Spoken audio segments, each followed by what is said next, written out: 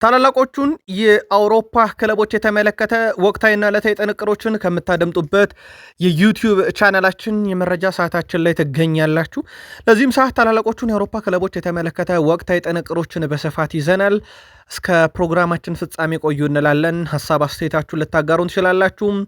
ሙሴ ከዱባይ ዛሬ መልእክትን ተመልክተነዋል። በድምፅ የላክልንን መልእክት እንደወረደ እናቀርበዋለን።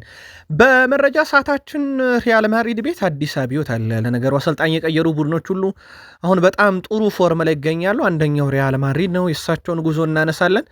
ቫሌንሻ ሜዳ ላይ ያሸነፉት ጨዋታ ቀለል አድርጋችሁ አትዩት እያሉ ይገኛሉ። የቡድን ዜና ይዘናል።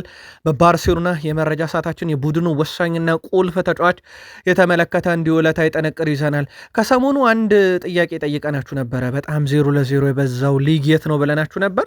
እኛ በቁጥር አስደግፈን ምላሹን አሰባስበን ይዘን መተናል። በአውሮፓ ሊጎች ውስጥ እናነሳዋለን። ከዋክብቶችን በዓለም ዙሪያ እንመለከታለን። CR7 ክርስቲያኖ ሮናልዶ፣ ሊዮኔል አንድሬስ ሜሲንም የተመለከተ ልዩ ጥንቅር ይዘናል። አብራችሁን ቆዩ። ተወዳጁ የእንግሊዝ ፕሪሚየር ሊግ ከ1 እስከ 8 ያሉትና አንድ 15ኛ ደረጃ ላይ ካለ ክለብ ውጪ ሌሎቹን ተመሳሳይ ያደርጋችኋል። ወደ 11 የሚጠጉ ክለቦችን በጣም አስገራሚውን ነገር እንነግራችኋለን። ለምን ይህ ሆነ የሚለውን በጥቂቱ እንመለከታለን። በፕሪሚየር ሊግ ቆይታችን አጠራጠር ያሉ ስፖርታዊ መረጃዎችን ስናነሳ ቶትንሃም በቶማስ ፍራንክ ስር ወዲና ወዲያ እያለ ይገኛል። የቡድን ከወራጅ ቀጠና በስጋት ውስጥ ያለ ቡድን ነው። በነገራችን ላይ እንመለከተዋለን። ሌላኛውን ታላቅ ክለብ ማንቸስተር ሲቲ እናነሳለን። ሊቨርፑልን ያሸነፈበት መንገድ አነጋጋሪነቱ አሁንም እንደቀጠለ ነው። የቡድኑን ቁልፍና ኮከብ ተጫዋች ካነሳን በኋላ ጋርዲዮላ በብዙ መንገድ እየተከራከሩ ይገኛሉ። እሳቸው አንዱ የሚከራከሩበት ጉዳይ ጨዋታው ላይ መጨረሻ ላይ የተወሰኑት ውሳኔዎች ነው። አላስደሰታቸውም። ምን አሉ የሚለውን እንነግራቸዋለን። የእሳቸው ጃሌጅ ዳናሮማ ኳሷን ሲያደናት ያሳዩትን ቅጽበት በምስል አስደግፈን አነጋጋሪነቷ እንደቀጠለ ነው። እኛም አጋርተናችሁ ነበር። ሲቲያን ምልከታችሁን እያጋራችሁን ቆዩን። በቼልሲ የመረጃ ሰዓታችን እንግሊዛዊን ሰው ሊያም ሮዛኒየር ጉዞ እናነሳለን። ልክ እንደ ማድሪድ ሁሉ አሰልጣኝ ከቀየሩ ክለቦች ቼልሲ በጥሩ ፎርም ላይ ይገኛል። ከዛ በዘለለ የቼልሲ ተጫዋቾች አሁንም ስማቸው ከማድሪድ ጋር መያያዝ ቀጥሏል። ተረኛውን ሰው እናነሳለን። ክረምት የማድሪድ ፕሮጀክት ለቼልሲም ሌላ ስጋት ይዞ መጥቷል። በሊቨርፑል የመረጃ ሰዓታችን የሊቨርፑልን ጉዞ እንደ ቡድን ቁልፍ ተጫዋቾቻቸውን በተመለከተና የሴቦዝ ላይን ጉዳይ ምናልባት ያቺ ጎል ብትጸድቅ ሊቨርፑል አንድ ደረጃ ሊንሸራተት ይችል ነበረ። ግን በዛ የሚመነዘር ነው ወይ ሴቦዝ ላይ አንድ ጨዋታ ቅጣት የሚለው እናነሳለን፣ እንወያይበታለን። ከዛ በዘለለ ግን አርኔ ስሎት ላይ አሁንም ትችቶች እየዘነቡ ነው። ፔፕ ጋርዲዮላ ግን አይስማሙም። ሊቨርፑል አሁንም የፕሪሚየር ሊጉ ጠንካራ ቡድን ነው፣ አንድ ጨዋታ ሊቨርፑልን አይገልጽም እያሉ ነው። እሳቸው በሊቨርፑል ዙሪያ እሳቸውን በርካታ ነጥብ አንስተዋል። ለማንኛውም ሊቨርፑል ቀጣይ የሚፋለመው ቡድን አደገኝነት ደግሞ አሳሳቢ ሊሆን ይችላል፣ እናነሳዋለን። ሊቨርፑልያንም ቆዩን። ከአርሰናል ጋር በተያያዘ የጉዳት ዜናዎችን እናነሳለን። ምን አዲስ ነገር አለ በሚለው በዝውውር ጉዳይ ቀጣይ እቅዶች አሁንም አንድሪያ ቤርታ እዛ እየሰሩ ነው። ማይክል አርቴታ ደግሞ ሜዳ ላይ ያለውን ስራ እየሰሩ ነው። አሁን ትልቁ ጥያቄ ሲቲና አርሰናል መካከል ነው ዋንጫ ያለው። ስለዚህ ተጨማሪ መረጃዎችን እናነሳለን። የቡድኑን በጣም አመለሸጋውን ሰው ሳሊባና አርሰናል ጋር በተያዘ ቀጣዩን ጨዋታ የተመለከተ ጥንቅር ይዘናል። ቆዩን። በማንቸስተር ዩናይትድ የመረጃ ሰዓታችን ሰፊ የቡድን ዜና ይዘናል። በተለይም በማንቸስተር ዩናይትድ 2026 በብዙ መንገድ የሚገለጽ ነው፣ እናነሷለን። አንዳንድ መረጃዎችን ይዘናል። ሁስኮርድም ስለ ዩናይትድ የሚለን ነገር አለ። ኦናር ግሪቭስ የቀድሞ ተጫዋች ስለ ማንቸስተር ዩናይትድ ወቅታዊ ሁኔታ ያነሳል። ብራያን ቦሙ ማንቸስተር ዩናይትድ ምን አሻሻለው ሲባል የመለሰው ምላሽ ትንሽ ለየት ያለ ነው። ማይክል ካሪክ ቆይ አይቆይ በሚለው ጉዳይ ላይ ሙሴ ሰለሞን ከዩናይትድ አረብ ኤምሬትስ ዱባይ በድምፅ በቀጥታ ስልካችን ላይ ላከልንንም ጭምር አንስተን መረጃ እናነሳለን። ዩናይትድ ቤት ተጨማሪ ያገኘናቸውም የዝውውር ጉዳዮች አሉ። እስከ ፕሮግራማችን ፍጻሜ ቆዩ። ላይክ፣ ሰብስክራይብ፣ ሼር አድርጉን። ሀሳብ አስተያየታችሁን ስለምታጋሩ እናመሰግናለን። አብራችሁን ቆዩ። ማድሪድን እናስቀድም። ማድሪድ አዲስ አሰልጣኝ ከቀየሩ ክለቦች ውስጥ አንደኛው ነው። በጣም አስደናቂ ጉዞ ላይ ይገኛል ቡድኑ። የእሳቸው ቡድን በ11 ዓመት ውስጥ ለሶስተኛ ጊዜ እዚህ ሜዳ ላይ ቫሌንሺያ ድረስ አቀንቶ ድል አድርጓል። እሳቸውም መስዋዕትነት የተከፈለበት ድል ብለውታል። ብዙ የጠበቅንበት፣ ብዙ ሙከራዎችን ያደረግንበት፣ በርካታ ጥረቶችንም በሜዳ ላይ ያየንበት ድል ብለውታልና ቀላል ድል አድርጋችሁ እንዳትመለከቱት ብለዋል። በ11 ዓመት ለሶስተኛ ጊዜ እዚህ ሜዳ ላይ ትልቅ ድል ነው ብለዋል ብለዋል። ከዛ በዘለለ እሳቸው የቡድኑን ቁልፍ ተጫዋቾች የሚጠቀሙበትን መንገድ በተመለከተ በተለይም ትሬንት ገና ነው ብለዋል እሳቸውም። ስለዚህ ወደ ሪትሙ እንዲመለስ ቀስ በቀስ ወደ ጨዋታ እናስገባዋለን፣ በአንድ የሚሆን ነገር አይደለም ብለዋል። ካርቫሃልን በተመለከተ ምርጥ ነው፣ እኔ ካርቫሃል ምርጥ ነው ብዬ ለማንም ሰው መናገር አልፈልግም ብለዋል እሳቸው። ምክንያቱም ለማድሪድ ምን አይነት ሰው እንደሆነ ሁሉም ሰው ያውቃል። ጭራሽ እሱ ማነጻጸሪያችንም ጭምር ነው ብሏል ከሌሎች ውስጥ ካሉ ተጫዋቾቻችን ጋር። እሳቸው ማድሪድን እየመሩ 7 የላሊጋ ጨዋታ 7ቱንም ድል ማድረግ ችለዋል። ኬሊያን ምባፔ አንድ በጣም አዝናኝ ነገር ተናግሯል። ስለ አልቫሮ ካሪየርስ ነው የተናገረው። የግራ መስመር ተመላላሹ 2 ጎሎችን ሲያስቆጥር በ11ኛ ሳምንት ቫሌንሺያ ላይ በቤርናቢዮ ትላንት ሜሽቲያ ላይ በ23ኛ ሳምንት ቫሌንሺያ ላይ ነው ያስቆጠረው እና ኬሊያን ምባፔ በቃ አልቫሮ ካሪየርስ ግብ እንዲያስቆጥርኛ ሁሌ ቫሌንሺያን መግጠም ያለብን እስኪል ድረስ ቀልዶበታል። ለማንኛውም ኬሊያን ምባፔ በአውሮፓ 5 ታላላቅ ሊጎች ውስጥ በተከታታይ 6 ጨዋታ ላይ ግብ በማስቆጠር ቀዳሚ ተጫዋች ነው። አሁን የእሱን ያክል ተከታታይ ግብ ያስቆጠር የለም፣ 7 ተደርሷል። በጣም ትልቅ ቁጥር ነው። ኬሊያን ምባፔ ለሪያል ማድሪድ በሁሉም መድረክ 31ኛ ጨዋታውን ያደረገው 38 ግብ 5 አሲስት 43 የግብ አስተዋጽኦ አለው። የፈረንሳይን ብሔራዊ ቡድን ከደመርንለት ደግሞ በ35 ጨዋታ 49 የግብ አስተዋጽኦ አለው። በብሔራዊ ቡድንም በማድሪድም በክለብም ብቻ ነጠለን ብናይ ትልቅ የሚባል ቁጥር ነው ዘንድሮ ኬሊያን ምባፔ ያለው። ባርሴሎና ቤት እንሂድ። ወጣቱን ላሚን ያማልን እናንሳ።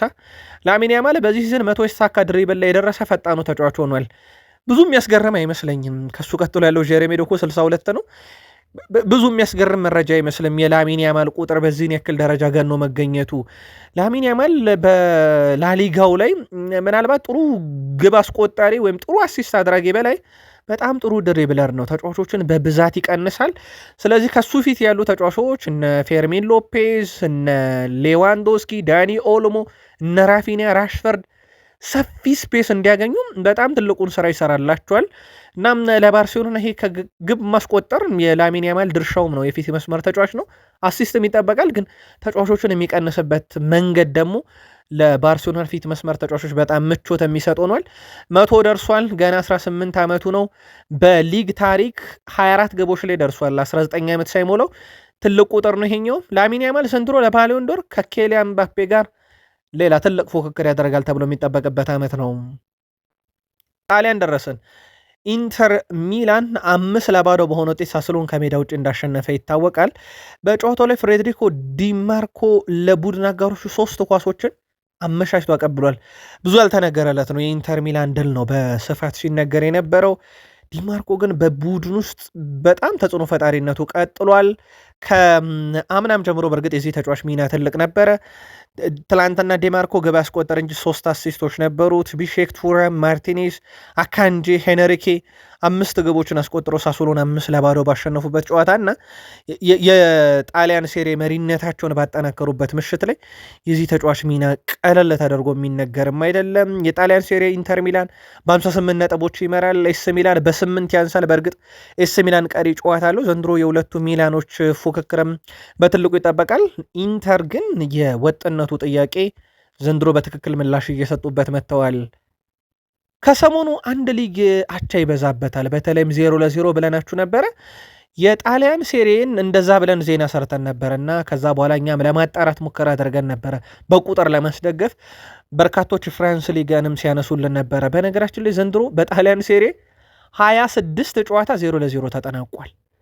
ፕሪሚየር ሊጉ ነው ሁለተኛ 16 ጨዋታ፣ ለፍራንስ ሊጋ 14 ጨዋታ፣ የስፔን ላሊጋ 10 ጨዋታ፣ ቡንደስሊጋ 9 ጨዋታ ብቻ ነው 0-0 የተጠናቀቀው። ሞር ቡንደስሊጋ ላይ ግቦች ይቆጠራሉ። ፕሪሚየር ሊግ ላይ 16 ጨዋታዎች በ0-0 ይጠናቀቁ እንጂ ግብ የሚቆጠርባቸው ጨዋታዎች ደግሞ እርስ በርስ በርካታ ክለቦች ግብ ይቆጠራል። በርካታ ክለቦች እርስ በርስ ግብ የመቆጣጠር እንትናቸው ፕሪሚየር ሊጉ ላይ ደግሞ ከፍ ያለ ነው። 0-0 ግን የጣሊያን ሴሪን ያክል የትም ፈልገን በሊግ ደረጃ እናገኝም ዘንድሮ። ጀርመን ሄድን። የሉዊስ ዲያዝ የመጀመሪያ ዓመት አይመስልም። 30 ጨዋታ ለባየር ሙኒክ አድርጓል። 30ኛ የግብ አስተዋጽኦ ነው።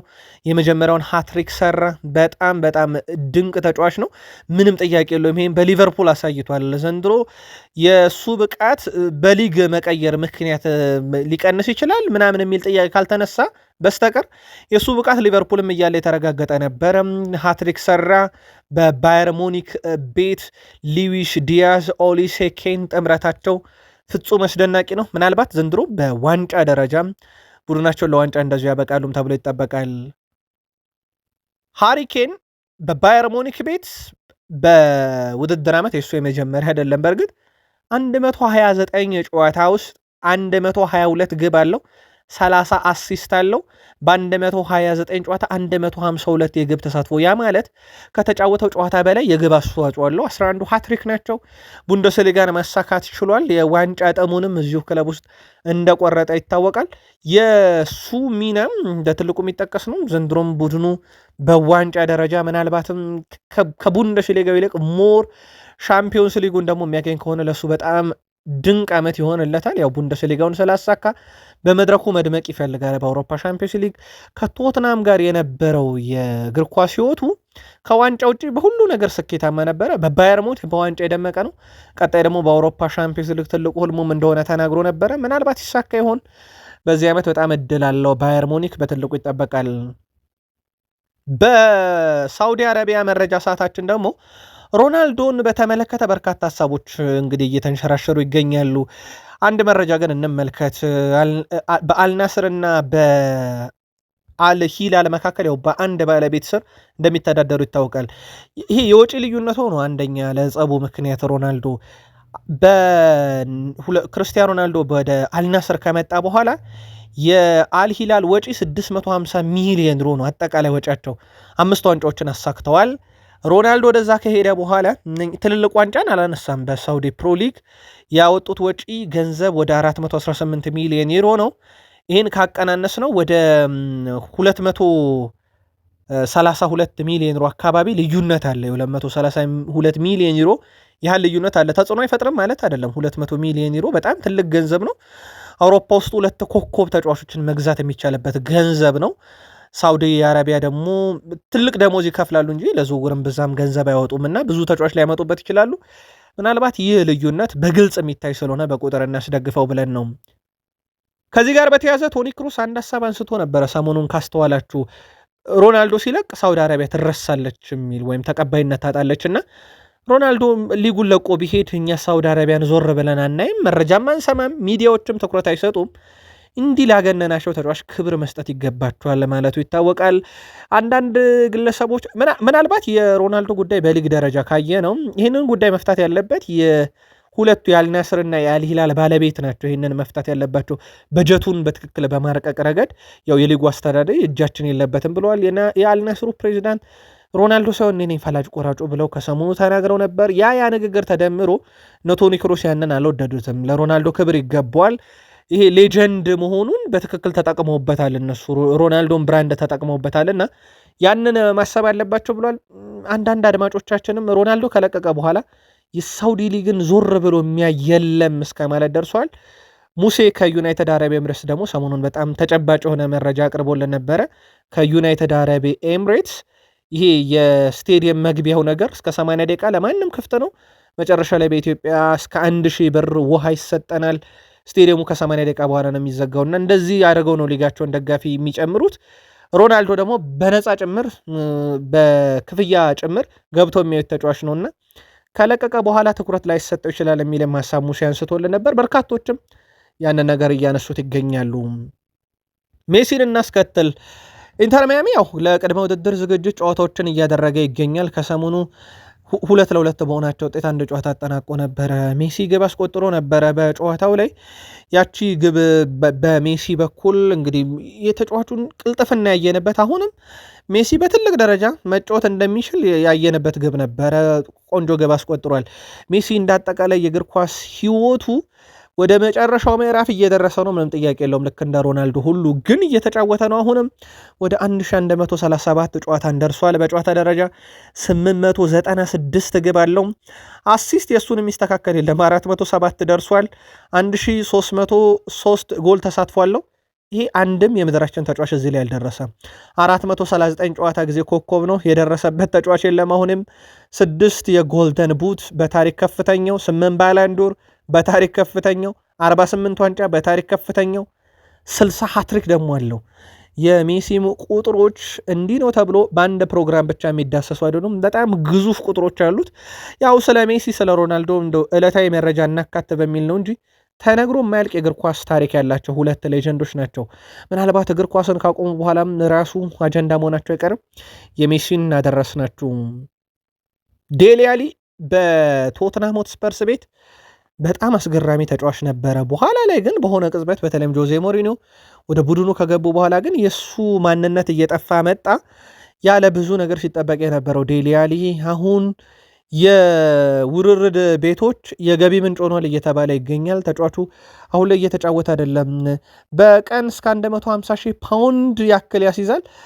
ከቦታው ያሉ የዜና ምንጮችም እንደሚዘግቡት ከሆነ ወይም ከሱ ጋር ይሄንን ውርድ የሚወራረዱ ይህ ተጫዋች ቢያንስ 25 ሺህ ፓውንድን በአንድ ቅጽበት ይበላል እያሉ ይገኛሉና የዴሊ አሊ ነገር እያበቃ መጥቷል። ከዚህ በኋላም ክለብ ተቀላቅሎ እግር ኳስን ይጫወታል ተብሎ አይታሰብ። ምናልባት በኮሞ ቤት ይጫወታል ተብሎ ሲታሰብ ነበረ፣ ግን ከዛም አልዘለቀም። የ2025/26 የአውሮፓ ሻምፒዮንስ ሊግ ፍጻሜ የሚካሄደው በሃንጋሪ ቡዳፔስት እንደሆነ ይታወቃል። ለዛ ፍጻሜ ለመድረስ ታዲያ 8 ቡድኖች 16ቱን ቀድመው ተቀላቅለዋል። 8 ቀሪ ቡድኖች ደግሞ በቀጣይ በጥሎ ማለፍ ተጋጣሚዎቻቸውን አውቀዋል። በደርሶ መልስ ያሸነፈ ቡድን 16ቱን ተቀላቅሎም ይቀጥላል ጨዋታ ማለት ነው።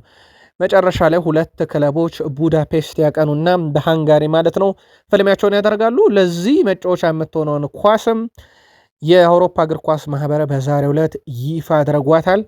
ትንሽ ለየት ያለች ከለር ያላት ኳስ ናት። በምስላችን ላይ መመልከት ትችላላችሁ። ተወዳጁ የእንግሊዝ ፕሪሚየር ሊግ ዘንድሮ ብዙ ለየት የሚያደርጉት ነገሮች አሉ። አንድ ነገር እንንገራቸው። የመጀመሪያው ከአንደኛ እስከ 8ኛ ያለው ኤቨርተን፣ ከአርሰናል እስከ ኤቨርተን 8ኛው ድረስ እና 15ኛ ላይ ያለው ቶትናም፣ እነኚህ ክለቦች በተለይም ኤቨርተን እና ቶትናም 0-0 ግብ ክፍያ ነው ያላቸው። ዕዳም የለባቸውም፣ ክፍያም የላቸውም። ከዛ የተቀሩት 7 ቡድኖች ብቻ ናቸው ንጹህ ግብ ያላቸው። ለአብነት ያክል አርሰናል 32 የግብ ክፍያ ያለው፣ ሲቲ 27 አለው። ከዛ ቼልሲ 17፣ በማን ዩናይትድ በኩል 10፣ አስቶን ቪላ 9፣ ከዛ ሊቨርፑል እና ብሬንትፎርድ 5 የግብ ክፍያ ያላቸው። ቀሪ ቡድኖች ወደ ቤተሰቦቻችን ወደ 9 የሚጠጉ ቡድኖች ዕዳን ያለባቸው። አንዳንድ ክለቦች ያለባቸው የግብ ዕዳ ግብ ክፍያ ካላቸው አንዳንድ ትልቅ ክለቦች ጋር ይመሳሰላል። ለአብነት ያክል አርሰናል 32 የግብ ክፍያ አለው በፕሪሚየር ሊጉ ንጹህ ግብ። ወልቭስ በተቃራኒው 32 የግብ ዕዳ አለበት ማለት ነው። በጣም ትልቅ ቁጥር ነው። ግን ውድ ቤተሰቦቻችን ስናነጻጽረው ክለቦች ካላቸው የግብ ክፍያ ይልቅ ያለባቸው የግብ ክፍያ ዕዳ በፕሪሚየር ሊጉ ይበልጣል። ገና 38ኛ ሳምንት አልደረሰም፣ 28 ላይ ሆነን ነው ይሄ ሁላ የተመለከት ነው። ፕሪሚየር ሊጉ ላይ ዘንድሮ እርስ በርስ ጎሎች በጣም ክለቦች አንዱ ላይ ያስቆጥራል። ጋርዲዮላ እንዳሉትም የማሸነፍ ዋስትና ለየትኛውም ክለብ የለም የሚለውን በደንብ የሚያረጋግጥ የደረጃ ሰንጠረዥ ይመስላል። ኢብራሂም ሳንጋራ የኖቲንግሃም ፎረስት ተጫዋች ልጅ እያለው በተለይም በ12 በ13 ዓመት አካባቢ በርካቶች ትንሹ ያያ ቱሬ እያሉ ነበረ የሚጠሩኝ ብሏል። በአካዳሚ ውስጥ እኔ ሁልጊዜም ቢሆን እሱን እመለከታለሁ፣ እንደ አርአያ የማየው ተጫዋች ነበረ ይላል። ያያ ቱሬን እሱን መመልከት በጣም ያስደስተኝ ነበረ ብሏል። እኔ ግን እሱን አይደለሁም፣ ነገር ግን እኔ ሌላኛው አይቮሪያን ነኝ ብሏል። ሁሉም ሰው እንዲያቀልኝ የሚፈልገው ነገር በዚህ እንግሊዝ ውስጥ እንዲሳካልኝ እፈልጋለሁ፣ ትልቅ ደረጃ መድረስ እፈልጋለሁ፣ ራሴን የቻለ ተጫዋች መሆን እፈልጋለሁ፣ ግን ሳየው ያደግኩት ያያ ቱሬ ነው ብሏል። ያያ ቱሬ የሲቲ ቆይታው የሚረሳ አይደለም። በተለይ መሀል ሜዳ አካባቢ ሆኖ ወደ ሳጥኑ ግራና ቀኝ ፓስ የሚያደርጋቸው ኳሶች ፍጹም የተለዩ ነበሩ። የሲቲ ደጋፊ ብቻ አይደሉም የወቅቱ የሌሎች ክለቦችም ተቃራኒ ክለብ ደጋፊዎችም በብዙ ከሚያደንቁት ነገር ወይም ደግሞ ክለቦቻቸው ከሲቲ ጋር ሲጫወቱ አደገኛ የሜዳ ክፍል የሚያደርጉት የያያ ቱሬን እነኛን ፓሶች ነበሩ፣ ወይም የሚያቀብላቸውን ኳሶች ነበሩ። ኢብራሂም ሳንጋራም ለዛ ምስክር የሆነ ይመስላል። ቶትንሃም ሆትስፐርስ ጋር ደረስን። የቶትንሃም ሆትስፐርስ ጉዞ ዘንድሮ ጥሩ አይደለም፣ በየትኛው መመዘኛ ጥሩ አይደለም። ለአብነት ያክል ቶትንሃም ያው እንዳልኳችሁ 0 የግብ ክፍያ ነው ያለው፣ 15ኛ ደረጃ ነው የሚገኘው፣ ነጥቡ 29 ነው። ወራጅ ቀጠና ውስጥ ያለው የመጨረሻው ቡድን ዌስትሃም ነው 18ኛ፣ የ6 ነጥብ ልዩነት ወይም የሁለት ጨዋታ ልዩነት ነው። ያ ማለት ዌስትሃም 2 ጨዋታ አሸንፎ ስፐርስ 2 ጨዋታ ከተሸነፈ ስፐርስ ወራጅ ቀጠና ውስጥ ካለው ክለብ እኩል ነጥብ ይሆናል። የግብ ክፍያ ዌስትሃም 17 ስላለበት እንጂ ያ ማለት በጣም መጥፎ ጊዜን እያሳለፈ መሆኑን ቶትናም ማሳያ ነው። በነገራችን ላይ ባለፉት 6 ጨዋታ ውስጥ የቡድኑ ውጤት በጣም አስከፊ የሚባል ነው። እንደ አጠቃላይ በራሱ ውድ ቤተሰቦቻችን ካለፉት 7 ጨዋታ አንድ ድል የላቸውም። 3ቱን ተሸንፈው 4ቱን አቻ ወጥተዋል። ማግኘት ከሚጠበቅባቸው 21 ነጥቦች ውስጥ ያገኙት 4 ነጥብ ብቻ ነው ውድ ቤተሰቦቻችን። ይሄ በጣም አስከፊ ነው በቶትናም ሆትስፐርስ እግር ኳስ ታሪክ ውስጥ። ምናልባት ቶማስ ፍራንክ መች ይሰናበታሉ የሚለው ነገር በራሱ ለቶትናም ደጋፊዎች በትልቁ የሚጠበቀ ጉዳይ ይመስላል።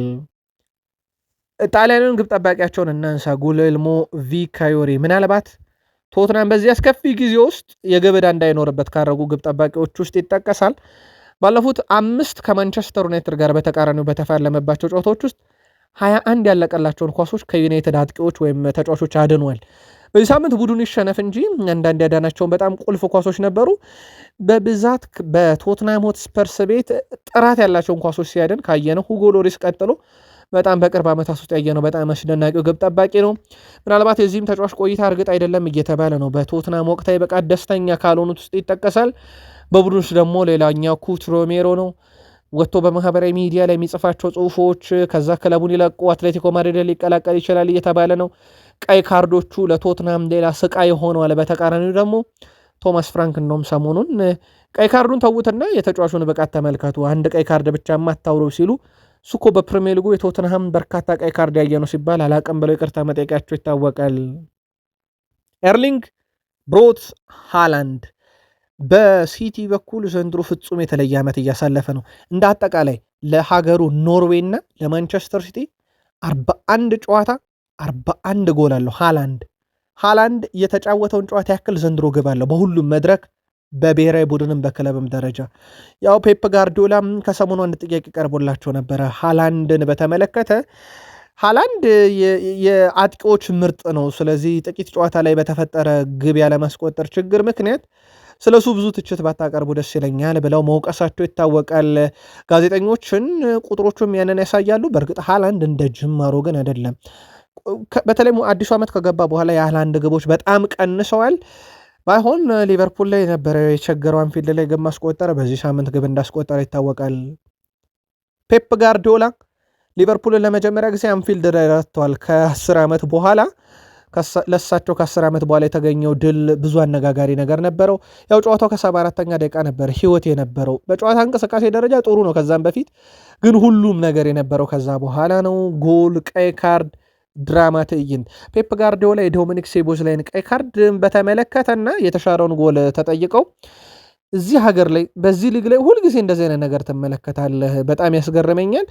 እኔ ሶቦስላይን ቀይ ካርድ አልቀበልም ብለዋል አሰልጣኝ ፔፕ ጋርዲዮላ። እኔ ከቀይ ካርዱ ይልቅ ጎሉ ለእኛ ጸድቆልን ዶሚኒክ ሶቦስላይ ጨዋታውን ቢቀጥል ነበር አድቫንቴጅ የሚሆንልን እንጂ በፍጹም ለእኛ አድቫንቴጅ አይደለም ብለዋል። ጎሉ በጣም የተሻለ ነበር ብለዋል። ያው ከህግ አንጻር ጎሉ መሻሩ ምንም ጥያቄ የለውም፣ ተገቢነት አለው። ምክንያቱም ዶሚኒክ ሶቦስላይ ኳሷን ያድናት ነበር ሃላንድ ጥፋት ባይሰራበት። ስለዚህ ጎሏ መሻሩ አይቀርም በሃላንድ ጥፋት ምክንያት። ግን ደግሞ ሃላንድ ጎሏን ሊያስቆጥርበት የሚችልበትን አጋጣሚ አስቀድሞ ዶሚኒክ ሶቦስላይ ጥፋት ስለሰራ አንደኛው ጥፋት ያው ጨዋታውን ያስቆመዋል። ስለዚህ ያ አንደኛው ቀድሞ የሚያስቆመው ደግሞ ቀድሞ የተሰራው ጥፋት ነው። ያ ጥፋት የሶቦስላይ ነው። ስለዚህ ሶቦስላይ በቀይ ካርድ መውጣቱ ከህግ አንጻር ትክክል ነው። ጋርዲዮላ የሚሉት ከህግ አንጻር ሳይሆን እንደ አድቫንቴጅ ታይቶ ጎሉ ቢጸድቅልን መልካም ነበረ ብሏል። ስለ ሊቨርፑል ያሉት ነገር አለ። በሊቨርፑል መረጃ ሰዓት እንመለስበታለን። ሊያም ሮዣኒየር ሁለተኛው እንግሊዛዊ ሆኗል፣ ወይም ቀጣዩ እንግሊዛዊን አግኝተናል ማለት ነው። በፕሪሚየር ሊግ ታሪክ ከሼክስፒር ቀጥሎ የሌስተር ሲቲን 2017 ላይ ሲያሰለጥኑት የነበሩት አሰልጣኝ 4 ተከታታይ ጨዋታን ድል አድርገው ነበረ በፕሪሚየር ሊጉ በመጡበት ዓመት ላይ። አሁን ያንን አድርገዋል። ሊያም ሮዣኒየር 4 ጨዋታ በፕሪሚየር ሊግ ድል ያደረጉ ቀጣዩ እንግሊዛዊ ሰው ሆነዋል። እሳቸው አዲስ ቡድን የያዙት ምናልባት አንድ የሚነሳ ነገር አለ። አዲስ አሰልጣኝ በመጣ ሰዓት እንደዚህ አይነት አብዮቶች በየክለቦቹ እንመለከታለን። ማድሪድን አነሳን፣ ዩናይትድ አሁን ሌላኛው ክለብ ነው። ቼልሲንን መጨመር ይቻላል። እንዲህ አይነት ነገሮችን እያየን ነው። ምናልባት የሊያም ሮዛኒየር በስትራስቡርግ ራሳቸውን አሳይተዋል። ያንን ብቃታቸውን ለተመለከተ በቼልሲ ያንን የማድረግ አቅም ሊኖራቸው ይችላል። ምናልባት እንግሊዝ ፕሪሚየር ሊግ ከመሆኑ ውጪ ማለት ነው። ማድሪድ ቀጣይ ክረምት ላይ ትልልቅ ዝውውሮችን እንደሚያደርግ ተረጋግጧል። እነማን ናቸው በሚለው ጉዳይ ላይ ማድሪድ ኦፊሻሊ መግለጫ ባይወጣም የስፔን መገናኛ ብዙሃን ግን ስሞችን እያነሱ ነው። ማካሊስተርን ከሊቨርፑል አንስተዋል። ከቼልሲ አማካዩን ኤንዞ ፈርናንዴዝ፣ አሁን ደግሞ ማድሪድ የመስመር ተመላላሹን ማሎ ጉስቶን ሁኔታም እየተመለከተ ነው። በተለይም የዳኒ ካርቫሃልን ተተኪ በዋነኝነት ያየው የማሎ ጉስቶን ነው። የቼልሲውን ተጫዋች በተለይም ፕሪሚየር ሊግ ላይ የተፈተኑ ተጫዋቾችን መውሰድ ይፈልጋሉ ፍሎሬንቲኖ ፔሬዝ። ከዚህ ውስጥ እንግዲህ ማሎ ጉስቶም አንደኛው ከቼልሲ እየተጫዋች ነው ተብሏል። ኤንዞ ፈርናንዴዝ አለ። ቼልሲ ግን በጣም ጥሩ ነገሩ አብዛኛዎቹን ተጫዋቾች ኮንትራት ከ20-30 በላይ ነው ያራዘመውና ቢያጣቸው እንኳን በጣም በውድ ገንዘብ በዛ ላይ ደግሞ አለመሸጥም ይችላል ቼልሲ። ለማንኛውም ቼልሲ ቤት በርካታ ተጫዋቾች በማድሪድ አይነ ስር ናቸው። ሊቨርፑል 2026 ከገባ በኋላ 7 ጨዋታን አድርጓል በፕሪሚየር ሊግ ብቻ ማለት ነው። የፕሪሚየር ሊጉን ከነኚህ 7 ጨዋታ ኒካስልን 4-1 አሸንፏል። ከዛ ውጪ ድል የለውም። በሲቲ እና በበርንማውዝ ተሸንፏል። በርንሌ፣ አርሰናል፣ ፉልሃም እና ሊድስ ጋር ያደረገውን ጨዋታ ደግሞ ባቻ ውጤት ነው ያጠናቀቀው። ከነኚህ 7 ጨዋታ በሁለቱ ጨዋታ ግብ አላስቆጠረም ሊቨርፑል። በተቀሩት ጨዋታ በሁሉም ላይ ግብ ተቆጥሮበታል ሊቨርፑል። እንዳልኳችሁ ሊቨርፑል 2026 ከገባ በኋላ ደግሞ የባሰ ነገሮች እየከበዱት የመጣ ቡድን ሆኗል። በርካቶች አሁን አርኔ ስሎት ላይ ጣት መቀሰርም እንዲሁ የጀመሩበት ጊዜ ነው። ሳላ በሊቨርፑል ባለፉት 7 ጨዋታ አጠቃላይ ወደ 624 ደቂቃዎችን ተጫውቷል። ምንም ግብ አላስቆጠረም፣ ምንም አሲስት አላደረገም። የሳላ የመጨረሻ ዓመት ነው የሚለው ነገር ምንም ጥያቄ የለውም። አሁን በጣም እየቀረበ የመጣ ይመስላል። ተጽዕኖ ፈጣሪነቱ በሜዳ በእንቅስቃሴ ደረጃ አለ፣ ግን በውጤት ደረጃ ላይ የለም። የሊቨርፑልን ውጤት ሊቀይሩ የሚችሉ ጎሎች፣ አሲስቶች ከሳላ አሁንም እየተገኙ አይደለም። ባለፉት 7 ጨዋታ ያንን የተመለከት ነው። በተለይም በቢግ ሲክስ ክለቦች ላይ ማለት ነው ይህንን የተመለከት ነው። በቢግ ሲክስ ክለቦች ላይ ባለፉት 7 ጨዋታም በ624 ደቂቃ ግብም የለም አሲስትም የለም። ቢግ ሲክስ ክለቦች ላይ ሴቦዝ ላይን በተመለከተ አንድ መከራከሪያ ነጥብ እየተመለከትኩኝ ነበረ። ምናልባት ያቺ ግብ ብትቆጠር ኖሮ ሊቨርፑል 4 ይሆናል የግብ ክፍያው። ያ ማለት ወደ 7ኛ ይንሸራተታል። ከብሬንትፎርድ በላይ እንዲቀመጥ ያደረገው ሊቨርፑል ያለው የግብ ብዛት ነው። በነገራችን ላይ 5 አለው ከብሬንትፎርድ እኩል ቢሆንም ግን በርካታ ግብ አለው። ያቺ የሴቦዝ ላይ ጥፋት ሰርቶ ጎሏ ብትቆጠር ኖሮ ጥፋት ባይሰራ ብትቆጠር ኖሮ ሊቨርፑል ወደ 7 ይወርዳል።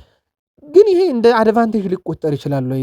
ከብሬንትፎርድ ጋር በኩል ነጥብ ሆኖ በግብ ክፍያ ተበልጦ ወደ 7ኛ መውረድ ሊቨርፑል እንደ አድቫንቴጅ ዲስአድቫንቴጅ ይቆጠራሉ። ሴቦዝ ላይን ቀጣይ ጨዋታ ማግኘቱ የተሻለ አይሆንም ወይ? መልከታችሁን ጻፉልን። ምናልባት ሴቦዝ ላይ ያው ቀጣይ ጨዋታ ላይ አይሰለፍም ከሰንደርላንድ ጋር፣ ያውም ስቴዲየም ኦፍ ላይት ላይ ነው ጨዋታ የሚደረገው። ሰንደርላንድ በዚህ ሜዳ ላይ በፕሪሚየር ሊግ ውስጥ ካሁን ተሸንፎ አያቅም። እግር ኳስ ነው፣ ምንም አዲስ ነገር አይፈጠረበትም ማለት ባይሆንም ግን ቁጥሩን ለማድረስ ያክል በዛ ጨዋታ ላይ ከርትስ ጆንስ ዋታሩ ኢንዶ እድል ያገኛሉ ተብሎ ይታሰባል። በቦታው ላይ ስሎት እንደ ካልቨን ራምስ ያለ ተጫዋች እድል ይሰጡታል ተብሎ አይጠበቅም።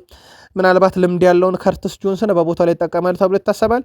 ዶሚኒክ ሲቦዝ ላይ ግን እዛ ቦታ ላይ መጠቀም ሪስኩ የቤርናንዶ ሲልቫ ግብ ስትቆጠር የተመለከትነው ነገር ትልቅ ማሳያ ነው። ያቋቋም ስህተቱ ቴክኒካሊ ተከላካይ እንዳልሆነ በደንብ ያስታውቃል። ምናልባት የተከላካይ ሪል ባህሪ ቢሆን እዛ ቦታ ላይ ኳሱ በሌለበት ነው ያ ኦፍሳይድ ላይ ቆሞ የነበረው ሴቦዝ ላይ። ያ ከሴቦዝ ላይ ጥፋት ይልቅ ሴቦዝ ላይ ለዛ ቦታ ተፈጥሯዊ እንዳልሆነ ያስታውቃል። ምናልባት ካልቨን ራምሴን መጠቀሙ የተሻለ ሊሆን ይችላል። በርካቶች ግን ጆንስ አሊያም ኤንዶን ሊጠቀሙ ይችላሉ ተብሏል። የውድድር ዓመቱ መጀመሪያ ላይ የጭማሪ ሰዓቶች ጀግናው ሊቨርፑል ነበረ። ካስታወሳችሁ ባለቀ ደቂቃ ጎሎችን እያስቆጠረ እስከ 7-8ኛ ሳምንት አካባቢ በጣም ጥሩ ቡድን ነበረ። እንደውም እስከ መቼ ድረስ ነው ሊቨርፑል ከ90 ደቂቃ በፊት ጨዋታን የማይጨርሰው እስኪባል ድረስ። አሁን ሊቨርፑል ከዛ በኋላ ለ4ኛ ጊዜ በጭማሪ ደቂቃ ግብ ተቆጥሮበት ተሸንፏል። ፔፕ ጋርዲዮላ ግን በሊቨርፑል ላይ እየደረሰ ያለውን ትችት አይቀበሉትም። ምክንያቱም ሊቨርፑል በጣም ጠንካራ ቡድን ነው፣ ሊቨርፑል ነው እኛን ያጠነከረን ይላሉ እሳቸው። እንደውም ሊቨርፑል ትልቅ አክብሮት አለኝ። ሊቨርፑል ባይኖር ኖሮ እኛ ይሄንን ያህል ጠንካራ ቡድን አንሆንም ነበር። እርስ በርሳችን እንገፋፋለን። ትላንትናም የተመለከታችሁት ያን ነው። ሊቨርፑልን ማሸነፍ በዓለም ላይ ካሉ ምርጥ ቡድኖች አንዱን ማሸነፍ ነው። አሁንም ሊቨርፑል ጠንካራ ነው። እናም ያቺ ጨዋታ ብቻ ሊቨርፑል አይገልጽም ብለዋል ጋርዲዮላ። ከዛ ውጭ እሳቸው 90 ደቂቃ ሊቨርፑልን አትቆጣጠረውም። ምክንያቱም እንደ ቡድን ሊቨርፑልን ብትቆጣጠር እዛ ሜዳ ውስጥ ያለውን ስሜት ሙሉ መቆጣጠር አይቻልም። የሴቦዝ ላይ ግብ ሲቆጠር ስቴዲየሙ እንዴት እንደተናወጠ አይታችኋል። በዛ ቅጽበት በህይወት መቆየት ራሱ ከባድ ነው ይላሉ እሳቸው። እዛ ሜዳ ውስጥ እግር ኳስ ስለሆነ ብቻ ነው በህይወት የምትቆየው እዛ ሜዳ ውስጥ እንጂ ነገሮች እዛ ሜዳ ላይ በጣም አስቸጋሪ ናቸውና ሊቨርፑል አሁንም ጠንካራው ቡድን ነው ብለዋል ፔፕ ጋርዲዮላ። ሊቨርፑል ሌላ ጥንካሬውን የሚፈታተነው ጨዋታ ረቡዕ ምሽት በስቴዲየም ኦፍ ላይት ምሽት 5:15 ደቂቃ ከሰንደርላንድ ጋር ያደርጋሉ። በጨዋታው ረቡዕ ከሰንደርላንድ ጋር የሚደረገውን ጨዋታ ክሪስ ካቫና በመሃል ሜዳ ዳኝነት፣ ዳን ኩክ እና ማርክ ፔሪ የመስመር ዳኞች፣ አራተኛ ዳኛ ቶማስ ብራሞል፣ ቫር ዳኛ ዳረን ኢንግላንድ፣ ረዳት ቫር ላይ ክሬክ ታይለር ይገኛሉ ማለት ነው። ስለዚህ ክሪስ ካቫና የሳምንቱን የሊቨርፑል ተጠባቂ ጨዋታ ይመራሉ። እንደሚታወቀው ፕሪሚየር ሊጉ በሳምንቱ ማጋማሽ ጨዋታ እንደሚደረግበት ይታወቃል። ከአርሰናል ጋር በተያያዘ የትሮሳርድን ጉዳይ በተመለከተ በርካታ ጥያቄዎች እየመጡ ነበረ። ትሮሳርድን በተመለከተ እስካሁን እየወጡ ባሉ መረጃዎች የተረጋገጠ ነገር የለም። የግድ ሚኬል አርቴታን ጋዜጣዊ መግለጫ መጠበቅ አለብን። ከሳቸው ሙሉ ነገር ይገኛል ተብሎ ባይሆንም ግን እንዳጠቃላይ ምናልባት የሚሉት ነገር ካለ እንመለከተዋለን። የእሳቸውን ጋዜጣዊ መግለጫ በቀጣይ ጨዋታ ላይ ግን ሊገኝ ይችላል የሚሉ መረጃዎችን ከአርሰናል ቅርብ ምንጮች ሲወጡ ነበረ። ዘንድሮ በአርሰናል ቤት ውስጥ ጥሩ ፎርም ላይ ከሚገኙ ተጫዋቾች አንደኛው ትሮሳርድ ነው። ቀጣዩ ጨዋታ ደግሞ ለአርሰናል ሐሙስ የሚደረግ ከብሬንትፎርድ ጋር የሲቲን ውጤት አውቀው ነው የሚገቡት። ምናልባት ሲቲ ጨዋታውን የሚያሸንፍ ከሆነ በሳምንቱ አጋማሽ ያለው የነጥብ ልዩነት 3 ሆኖ ብቻ ነው አርሰናል ሌላ የሰሞኑን የወቅቱን ጠንካራ ቡድን ብሬንትፎርድ የሚገጥሙት። በዛ ጨዋታ ላይ ትሮሳርድ ይገኛል አይገኝ የሚለውን የእሳቸውን ጋዜጣዊ መግለጫ እንጠብቃለን። አርሰናል ማተኮር ያለባቸው ራሳቸው ላይ ብቻ ነው ብሏል የቀድሞ የዩናይትድ ሌጀንድ ዋይኒ ማርክ ሩኒ። በዛ ቦታ ላይ ነበርኩ፣ ስሜቱን አውቀዋለሁ ብሏል። አንደኛ ሆኖ ከተከታዩ ቡድን በእንደዚህ አይነት ነጥብ ልዩነት ላይ መገኘትን ስሜቱን በደንብ አውቀዋለሁ ብሏል ሩኒ። ምንም ጥርጥር የለውም በዩናይትድ የዋንጫ ጉዞ ውስጥ በስፋት የተሳተፈ ተጫዋች ነው። እና አርሰናል ተጫዋቾች ያንን ጨዋታ በቤታቸው ሆነው እየተመለከቱ ማንቸስተር ሲቲ እየተንገዳገደ እንደሆነ እያሰቡ ያሉ በጣም አድካሚና ተከታዮች ይሳሳታሉ እያልከ በመጠበቅ ብዙ ጉልበት ልታባከን ትችላለህ። አርሰናል እኔ በዚህ ውስጥ እንዲያሳልፍ አልፈልግም። አርሰናሎች ሲቲን ትተው ሁሉ ነገራቸውን በራሳቸው መንገድ ቢወስኑ ይሻላል። ምክንያቱም የ6 ነጥብ ልዩነት የተረጋገጣለ እኩል ጨዋታ ነው ያደረጉት። ስለዚህ አርሰናል የራሳቸውን ጨዋታ እየተወጡ በሄዱ ቁጥር የሲቲን ጨዋታ ሳያዩ ነገሮችን ማጠናቀቅ ይችላሉ እያለ ይገኛል። በርካቶችም እንደ ሀሳብ እያነሱ ያሉት አርሰናል ሁሉ ነገር በእጁ ስላለ መጨረስ ይችላል ነው። በዚሁ ጉዞ ላይ ሆኖም ሩኒም ፈጽሞ ሲቲን በማየት ራሳችሁን አታድክሙ እያለ ነው ለአርሰናል አሰልጣኝ ሚኬል አርቴታና ለአርሰናል ተጫዋቾች። ከዚህ ጋር በተያያዘ አንድ መከራከሪያ ነጥብ ተነስቶ እየተመለከትኩት ነበረ። ሲቲ ነው የአርሰናል ነጥብ መጣል የሚፈልገው ወይስ አርሰናል ነው የሲቲን ነጥብ መጣል የሚፈልገው የሚል በሂሳባዊ ስሌት ካየ ነው ሲቲ ነው ጠባቂ የአርሰናል ነጥብ መጣል። ምክንያቱም አርሰናል ነጥብ እስካልጣለ ድረስ ሲቲ አይደርስበትም። የአርሰናል ደጋፊዎች ሲቲ ነጥብ እንዲጥልላቸው የሚፈልጉበት አንድ ምክንያት ጫናውን ለመቀነስ ካልሆነ በስተቀር በፍላጎት ደረጃ ከሆነም የሲቲ ይበልጣል። ብዙ መከራከሪያዎች ግን አለ። የለም አርሰናል ነው ሲቲ እንዲጥልለት የሚፈልግ፣ አይ ሲቲ አርሰናል ነው እንዲጥልለት የሚፈልግ የሚል ጉዳዩን ለእናንተ እንቶ ሩኒ በጥሩ መንገድ አንስቶታል ብዬ አስባለሁ። ይህንን ሀሳብ አርሰናሎች በራሳቸው መወጣት ስለሚችሉ ሲቲን በማየት መድከም የለባቸው የሚለው ሀሳቡ ጥሩ ይመስላል። ግን የአርሰናል ደጋፊዎች ምናልባት ሲቲ ነጥብ እንዲጥልላቸው ከፈለጉ እኔ ወደ ቴሪ ዳንኤል ኦነሪ ሀሳብ አለውኝ። እኔ በግሌ ቴሪ ዳንኤል ኦነሪ አንድ ያነሳው ነጥብ አለ።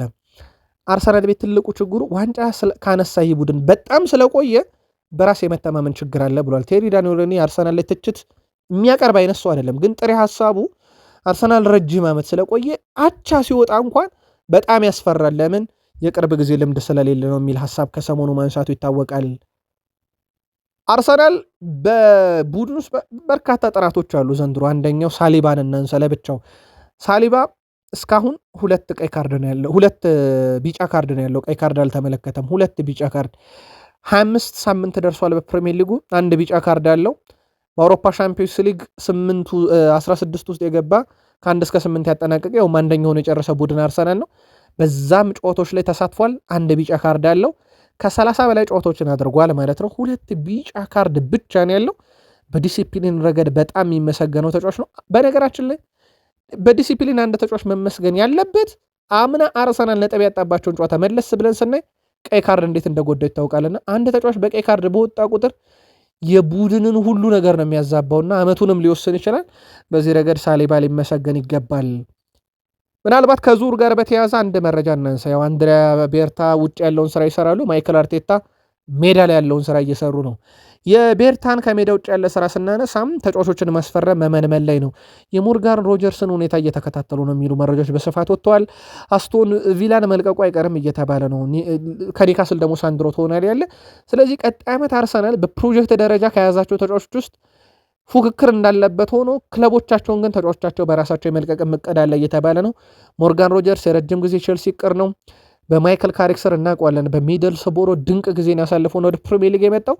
አሁን የአርሰናል ኢላማ ነው፣ የቼልሲ ኢላማ ነው። ቀጣይ ክረምት ላይ በትልቁ ከሚጠበቅ ተጫዋች ነው። በዛው በዝውውር እናንሳው ብለን ነው። ምናልባት አርሰናል ቤት ከብሬንትፎርድ ጋር የሚደረገውን ጨዋታ በተመለከተ ጆን ብሩክስ በመሃል ሜዳ ዳኝነት እንዲሁም ስቱዋርት አትዌል በቫር ዳኝነት ጨዋታውን እንደሚመሩ ተረጋግጧል። ከማንቸስተር ዩናይትድ ጋር በተያያዘ ማንቸስተር ዩናይትድ በአማካይ በጨዋታ በርካታ ኢላማውን የጠበቀ ሙከራ የሚያደርግ የፕሪሚየር ሊግ ክለብ ሆኗል። በሩበን አሞሪም ስር ዘንድሮ ዩናይትድ የተሻሻለ ካለን በርካታ ሙከራ የሚያደርግ ክለብ ነበረ። እሳቸው ከተሰናበቱ በኋላ ደግሞ ያ በርካታ ሙከራ ወደ ግብም ጭምር በማይክል ካሪክ ስር እንዲቀየር ያስቻለ ነገር ተፈጥሯል። ምንም ጥያቄ የለውም። በሩበን አሞሪም ስር ግን ቡድኑ በርካታ ሙከራዎችን የሚያደርግ ነበር። አሁን ኢላማውን የጠበቀ ሙከራ በማድረግ ዩናይትድ በፕሪሚየር ሊጉ ቀዳሚ ሆኗል። በርካታዎቹን ደግሞ ብረት እየመለሰበት ነው። ብረት የመለሰበት እንደ ኢላማውን የጠበቀ ሙከራ በማይቆጠርበት ህግ ውስጥ ያው ማለት ነው። በርካታ ብረት የሚመልስበት ተጫዋች ደግሞ ብሩኖ ሚጌል ፈርናንዴዝ ነው። በርካታ ሙከራ ግን ብረት መልሶበታል ማንቸስተር ዩናይትድ። ከዚህ ቡድን ጋር በተያያዘ አንድ ሰው እናንሳ። ብሩኖ ሚጌል ፈርናንዴዝን በሊጉ በ3 ጨዋታ በዘንድሮ የውድድር ዓመት ከ6 በላይ ግብ ዕድሎችን ፈጥሯል። አንድም ተጫዋች ይሄ ላይ አልደረሰም። በነገራችን ላይ በ3 ጨዋታ ከ6 በላይ ግብ አስተዋጽኦን የፈጠረ አንድም ተጫዋች የለም። ይህ ቁጥር ያለው ብሩኖ ፈርናንዴዝ ጋር ብቻ ነው። ሁስኮርድም እስከ 25ኛ ሳምንት በወጥ ብቃት ላይ ያሉ ተጫዋቾችን በተመለከተ ብሩኖ ፈርናንዴዝ በጣም በወጥነት አንደኛ ብሎታል። ዲያጎ ዳሎ ወቅታዊ ብቃቱን ከዩናይትድ ሁለተኛ ነው። ኮል ፓልመር፣ ኮቢ ሜኖ፣ ዳን ጎ ኦቱዋራ በጣም አስደናቂ ብሏቸዋል። 25ኛ ሳምንት ላይ ደግሞ በተለይ ብሩኖ፣ ዲያጎ ዳሎ፣ ኮል ፓልመር፣ ኮቢ ሜኖ፣ ዳንጎ ኦቱዋራ እነኚህ ከ1 እስከ 5 በጣም ጥሩ ፎርም ላይ ነበሩ ተጫዋቾች ብሏል። ከዚህ ውስጥ እንግዲህ ማንቸስተር ዩናይትድ 3ቱን አስመርጧል ማለት ነው። በተለይም የብሩኖ እና የዲያጎ ዳሎ በተከታታይ ጨዋታ እያገኙ ስለነበረ ቁጥራቸው ትልቅ ነው። ግን ኮቢ ሜኖ ይሄን ቁጥር ማግኘቱ ሌላ ወደኋላ ሄድ ተብሎ ሩበን አሞሪም በብዙ የሚያስተች ይመስላል። ኦን ሃርግሬቭስ የቀድሞ የማንቸስተር ዩናይትድ ተጫዋች እኔ ብሪያን ቤሞን በጣም ወድጄዋለሁ ብሏል። በተለይም ስሜቱን በጣም የሚቆጣጠር ተጫዋች ነው። ግብ እያስቆጠረ ነው፣ ግን በጣም የተለየ ነገር አያሳይም ሜዳ ውስጥ ብሏል። ይሄ ደስታውን ሲገልጽ በጣም በጥቂት ነገር ነው በቃ ደስታውን የሚገልጸው። በተጫዋቹ በኩል እድሜውን ብትመለከቱ ገና ነው፣ ግን በጣም በሳል ነው ብሏል። ስሜቱን በጣም ይቆጣጠራል ሜዳ ውስጥ ብሏል። ምርጥ አጨራረስም ያለው ተጫዋች ብሎታል። ሲዝኑ ሲጀመር በዚህ ተጫዋች እርግጠኛ ነበርኩኝ እና በተጫዋቹ በኩል እርግጠኝነቴን በደንብ አይቻለው ሜዳ ላይ ብሏል። በቀላሉ ኳሶችን ያስቆጠራል። ግልጽ የሆነ እይታለሁም በስኬትም የውድድር ዓመቱን እንደሚያጠናቀቅ በግሌ እርግጠኛ ነኝ ብሎ ብሪያን ቡሙን በብዙ ወድሶታል። ኦውን ሃርግሬቭስ ብሪያን ቡሙ ስለ ማንቸስተር ዩናይትድ መሻሻል ተጠይቆ ነበረ። ከመጀመሪያው ጀምሮ በርካታ ጥንካሬዎች ነበሩን፣ ተጨማሪ ስራዎችን እንደሰራ ነው የሚሰማኝ እንጂ መጥፎ አልነበርንም ብሏል። እነኛ በምንሸነፍባቸውም ነጥብ በምንጥልም ጨዋታ መጥፎ አልነበርንም፣ ግን ጠንካራ ስራዎችን ወይም ተጨማሪ ስራዎችን መስራት ነበረብን፣ ያንን ጨምረናል፣ አሁን ጥሩ ነን ብሏል። በአሁኑ ሰዓት በትልቅ አሸናፊነት መንፈስ ላይ እንገኛለን፣ ሽንፈትን እያስወገድን መተናል። አንድም ተጫዋች እንኳን ቢሆን በማንቸስተር ዩናይትድ ውስጥ ሽንፈትን የሚጠላ ሆኖ እንዲጫወት ተደርጓል። ያ ነው ትልቁ ነገር የተፈጠረው ብለዋል። ትኩረታችን አሁን በቀጣዮቹ ጨዋታም ላይ ነው፣ እያንዳንዱ ጨዋታ ትኩረት ሰጥተን እንመለከታለን ብለዋል። ምናልባት ማንቸስተር ዩናይትድ ባለፉት 9 ጨዋታ አንዴ ነው የተሸነፈው። ይሄ ሌላ በጣም ጠንካራ የሚያደርገው ነገር ነው። ባለፉት 8 ጨዋታ ደግሞ ሽንፈት አልገጠመውም። ማንቸስተር ዩናይትድ በደረጃ ሰንጠረዡ በ44 ነጥቦች አራተኛ ነው የሚገኘው። ከአናቱ ካለው አስቶን ቪላ ያለው የነጥብ ልዩነት 3 ብቻ ነው። ከሲቲ ያለው የነጥብ ልዩነት በእርግጥ ወደ 6 የሚጠጋ ነው። ከአርሰናል ጋር ያላቸው ነጥብ ልዩነት ደግሞ 12 የሚጠጋ ነው። ብዙ የራቀ ነጥብ አይደለም። በጣም ጠንካራ ጊዜን እያሳለፈ ነው። የሙሴን ሀሳብ እዚህ ጋር እናንሳት። ሙሴ ከዩናይትድ አረብ ኤምሬትስ የላከልን ካሪክን ለምንድን ነው ዩናይትድ ሌጀንዶች ቋሚ አይሆን የሚሉት ገና በዚህ ሰዓት ላይ? የሩኔን ሀሳብ በተወሰነ መንገድ እጋራለሁ። የፈርዲናንድ የሚል ሀሳብ አንስቷል። ለምን በዚህ ሰዓት ይላሉ? ምክንያቱም ካሪክ በሚድልስቦሮ ራሱን አሳይቷል። ልክ ማይክል አርቴታ በሲቲ በምክትልነት ራሱን ሲያሳይ ያ ሁላ ዓመት እድል ከተሰጠው ባርሰናል፣ ካሪክ ደግሞ በሚድልስቦሮ ካሳየው ነገር አንጻር በዩናይትድ እድል ሊሰጠው ይገባል። የዩናይትድ ሌጀንዶች ለምን በዚህን ያክል ደረጃ ይቃወሙታል የሚል መከራከሪያን አንስቷል። ምናልባት የዩናይትድ ሌጀንዶች አይደለም ገና ምንነቱ ያልታወቀው ካሪክን ቀርቶ ሌሳንድሮ ማርቲኔዝን እነ ኒኪ በትና ስኮልስ እንዴት ሲያብጠለጥሉት እንደነበረ የሚዘነጋ አይደለም። ከማንቸስተር ዩናይትድ ጋር በተያያዘ አሁን የወጣ መረጃ ነው። ማንቸስተር ዩናይትድ የኖርዌይ ክለብ ኖርሼላንድ ባለተሰጥኦ ካሌብ ዩሬክን በተመለከተ መልማዮቹ ልኮፍ ተጫዋቹን እየተከታተለ ነው። ተጫዋቹ በእርግጥ ከፕሪሚየር ሊግ በርካታ ክለቦች ጋር ስሙ እየተያዘ ነው። እንደ ኦሊሴ አይነት ፎርም ያለው ተጫዋች ነው። በጣም አስደናቂ ድሪብለር ነው። ብራይተኖች ምናልባት ይህን ተጫዋች በቀጣይ ክረምት ላይ ግላቸው ለማድረግ ጥረት እያደረጉ ስለነበረ ለዩናይትድ ቀጥተኛ ተፎካካሪ ይሆናሉ ተብሎ ይታሰባል። ዩናይትድ በመልማዮቹ በኩል እያየ ነው። በነገራችን ላይ ዩናይትድ ብቻ አይደለም፣ በርካታ ክለቦች መልማዮቻቸውን ልከው ክረምት ላይ የሚያስፈርሙትን ተጫዋች እየተመለከቱ ነው። ከቡድናቸው አጫወት ስታይል ከአሰልጣኙ ፍልስፍና ጋር የሚሄዱ ተጫዋቾችን በተመለከተ ማለት ነው። ያው ክለቦች በየሀገሩ መልማይ እንዳላቸው ይታወቃል፣ ያሰማሯቸው። ከዛ ውጭ ደግሞ ለምሳሌ እንግሊዝ ውስጥ ሆኖ እንደ ማንቸስተር ዩናይትድ ያለ ክለብ እንግሊዝ ውስጥ ያሉ ከአሰልጣኙ ጋር በቅርበት የሚሰሩ ደግሞ መልማዮች አሉ። አንድ ተጫዋች ሲነገራቸው ሄደው ተጫዋቹ ነው ያሉ።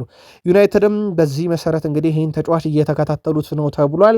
በኖርዌይ ክለብ ኖርሼላንድ እየተጫወተ ይገኛል። ካሌብ ዩሬንኪ ይባላል።